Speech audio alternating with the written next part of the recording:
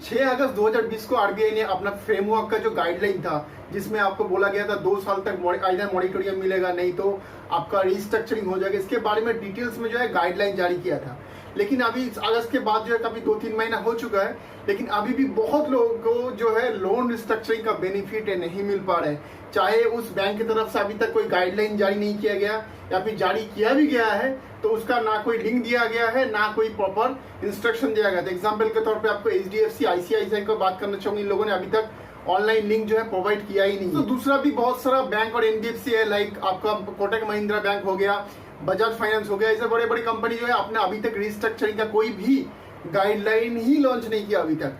सो दोस्तों, इसमें बहुत सारा कंफ्यूजन हो रहा था, तो इसके चलते जो है रिजर्व बैंक ने अपना वेबसाइट पे जो है एक गाइडलाइन, न्यू गाइडलाइन जारी किया, जिसमें कहा गया कि किसको मॉनिटोरियम या फिर रिस्ट्रक्चरिंग का बेनिफिट मिलेगा, किसको नहीं मिलेगा, और कौन कौन सा लोन है जो पहले कहा गया था नहीं मिलेगा, अभी कुछ लोन को जो है इंक्लूड किया गया है। सारे डिटेल्स जो है इसके बारे में मैं डिटेल्स देने वाला इस वीडियो में। सो इस वीडियो को स्किप मत करिए, कंप्लीटली देखिए। अगर अच्छा लगता है तो लाइक बटन को जरूर प्रेस कर दीजिएगा, और मेरे चैनल पे ऐसे credit card, banking, finance, moratorium related video आगे भी देखने के लिए सब्सक्राइब जरूर कर लीजिए। तो चलिए दोस्तों, बात करते हैं मेन टॉपिक के ऊपर।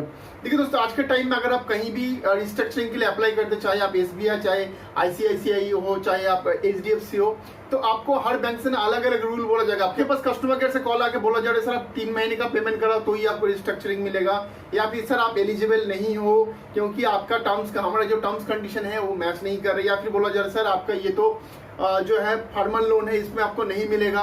सो दोस्तों, बहुत सारा कंफ्यूजन है। सो इसको देखते हुए जो रिजर्व बैंक ने अपना वेबसाइट पे कुछ 17 क्वेश्चन जो है, 17 क्वेश्चन का FAQ गाइडलाइन अपडेट किया है, जिसका लिंक जो है मैं इस वीडियो का डिस्क्रिप्शन में दे दूंगा, आप चाहे तो वहां से जाके भी रीड कर सकते हो। तो उसमें दोस्तों 3-4 क्वेश्चन जो है बहुत ज्यादा इंपॉर्टेंट है। सो 3-4 क्वेश्चन के बारे में मैं बताऊंगा भी और क्लैरिफिकेशन भी दूंगा, उससे कि आपको ये पूरा मैटर जो है क्लियर हो जाए। देखिए दोस्तों, सबसे पहला जो था वो था दोस्तों, देखिए बहुत सारे लोगों ने लोन लिया था, जैसे कि माइक्रो फाइनेंस जैसे हो गया, बंधन बैंक वगैरह, छोटा माइक्रो फाइनेंस से लोन लिया था, और उनके बारे में प्रॉपर कोई गाइडलाइन में क्लियरिटी नहीं था। तो उसके बारे में जो है अभी जो है रिजर्व बैंक ने अपना वेबसाइट पे क्लियर कर दिया। वहां पे कहा कि माइक्रो फाइनेंस का जो लोन है, या फिर जो लोग बंधन वगैरह बैंक से सेल्फ हेल्प वाला जो लोन होता है, सब 5-7 जन मिलकर जो लोन लेता है, और इसे सारे लोन को जो है रिस्ट्रक्चरिंग के अंदर एलिजिबिलिटी मिल सकता है अगर अदर जो क्राइटेरिया है वो फुलफिल करते हैं, मतलब इनकम इम्पैक्टेड वाला, या फिर कोविड के टाइम में, या फिर जो बाकी जो कंडीशन है नॉर्मल पर्सनल लोन के लिए क्रेडिट कार्ड के जो भी रखा है उसका अगर कंडीशन फुलफिल करता है तो उनको मिल पाएगा। सो दोस्तों, ये एक अच्छा क्लैरिटी है, क्योंकि ऐसे बहुत सारे हमारे भी सब्सक्राइबर हैं जिनको भी ये माइक्रो फाइनेंस से लोन लिया है, सो उनके बारे में ये गुड न्यूज है। क्लैरिफिकेशन दिया गया है वो NBFC के बारे में दिया गया।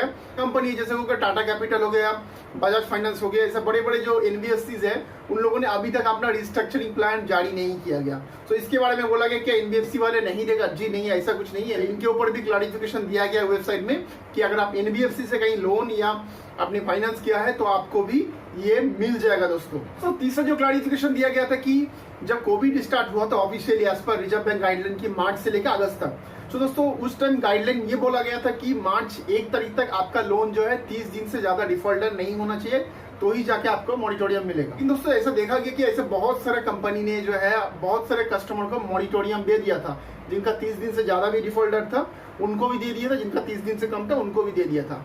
अब कंसर्न आ रहे वैसे बहुत लोग थे जो लोग 30 दिन से ज्यादा डिफॉल्टर था, अभी वो लोग जो है रिस्ट्रक्चरिंग के लिए अप्लाई करे तो उनको रिस्ट्रक्चरिंग रिजेक्ट कर दिया जा रहा है। तो जब वो क्वेश्चन पूछ रहे कि हमको मॉनिटोरियम मिला था तो अभी रिस्ट्रक्चरिंग क्यों नहीं मिला गया, तो इसके लिए जो है क्लैरिफिकेशन दिया गया। रिजर्व बैंक ने ये बोला है कि अगर आपको रिस्ट्रक्चरिंग फ्रेमवर्क जो भी है उसको अगर अप्लाई करना है तो सीधा सीधा जो है आपका लोन जो है 30 दिन या उससे कम होना चाहिए 1 मार्च 2020 को। जी, और अगर आपका पेमेंट डेट जो है जनवरी 31 या फरवरी के 1 तारीख को था तो ही जाके आप इसके लिए एलिजिबल हो गए।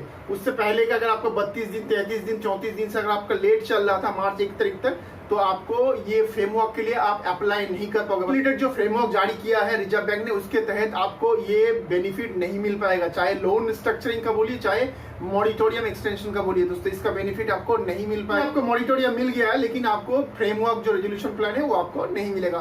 तो दोस्तों इसके बारे में क्लैरिटी भी जो है रिजर्व बैंक ने दे दिया दोस्तों क्लियरली। इसके बारे में और एक क्लैरिटी मांगा गया कि अगर पूछा गया अगर एज पर आरबीआई गाइडलाइन जो बोला गया कि चलो 1 मार्च 2020 तक 30 दिन से ज्यादा डिफॉल्टर नहीं होना चाहिए।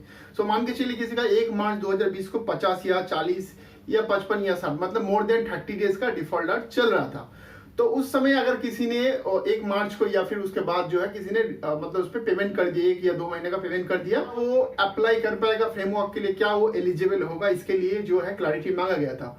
सो इसके बारे में जो है रिजर्व बैंक ने क्लैरिटी दिया कि नहीं, इनको नहीं मिलेगा, क्योंकि हम जो कैलकुलेट करेंगे वो 1 मार्च 2020 के हिसाब से, मतलब उस दिन उनका अकाउंट जो है कितना दिन डिफॉल्ट में था वो हम चेक करेंगे। साथ ही साथ ये भी देखेंगे कि उस टाइम अकाउंट का स्टेटस क्या था, मतलब स्टैंडर्ड था या फिर एनपीए में था। अगर एनपीए में हो चुका है कैलकुलेट तो हम उसको कंसीडर नहीं करेंगे, लेकिन स्टैंडर्ड होना चाहिए, मतलब डिफॉल्ट अकाउंट स्टेटस नहीं होना चाहिए और 30 दिन से ज्यादा जो है लेट नहीं होना चाहिए।